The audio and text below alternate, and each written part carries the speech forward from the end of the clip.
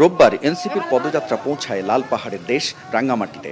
সেখানে নাহিদ সার্জিসদের ফুল দিয়ে বরণ করেন পাহাড়ি জনপদের নেতাকর্মীরা।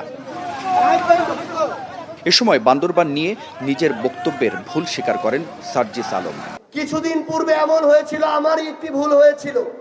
অনিচ্ছাকৃত আমাদের আরেক সংগ্রামী পাহাড়ের জনপদ বান্দরবান নিয়ে আমার থেকে অনিচ্ছাকৃত আরেকটি কথা বের হয়েছিল।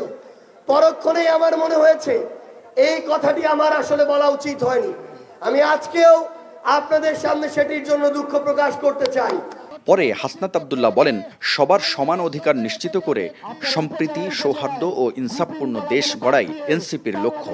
আর নাহিদ ইসলামের অভিযোগ, পার্বত্য এলাকায় অশান্তি জিয়ে রেখে ফায়দা লুটতে চায় কিছু গোষ্ঠী। চট্টগ্রামকে নিয়ে নানা ষড়যন্ত্র হচ্ছে, নানান পরশক্তি চট্টগ্রামের দিকে চোখ তুলে তাকাচ্ছে। আমরা হুঁশিয়ার করতে চাই, চট্টগ্রাম বাংলাদেশের জাতীয় নিরাপত্তার অংশ, চট্টগ্রাম বাংলাদেশের সার্বভৌমত্বের ভিত্তি। চট্টগ্রামকে যদি চট্টগ্রামের দিকে কেউ চোখ তুলে তাকায়, সমগ্র বাংলাদেশ একসাথে বিদ্রোহ ঘোষণা করবে। আমরা যদি বর্তমানে আমাদের দায়িত্ব পালন করতে না পারি, তাহলে ভবিষ্যতের কাঠগড়ায় আমরা দায়বদ্ধ হব।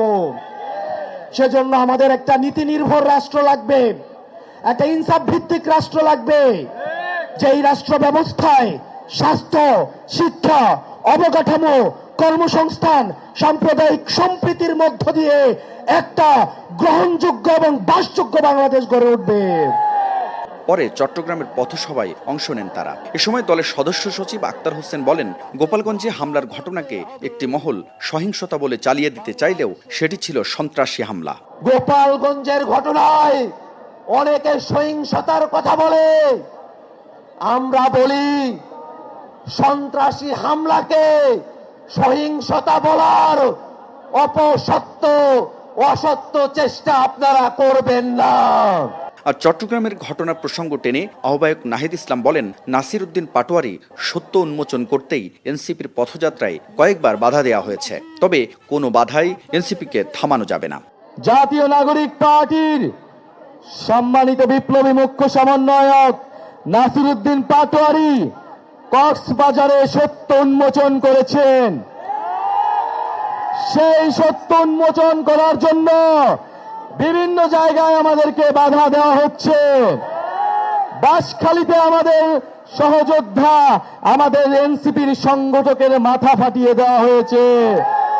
গণ অভ্যুত্থানের সময় আমরা বলেছিলাম, বাধা দিলে বাঁধবে লড়াই, এই লড়াইয়ে জিততে হবে। আমরা আজও বলতে চাই, বাধা দিয়ে জাতীয় নাগরিক পার্টি, তারুণ্যের শক্তি, চট্টগ্রামের শক্তিকে থামানো যাবে না। চট্টগ্রাম নগরীকে বেহাল দশা থেকে বের করে এনে নতুন করে ঢেলে সাজাতে চান বলেও জানান এনসিপি আহ্বায়ক।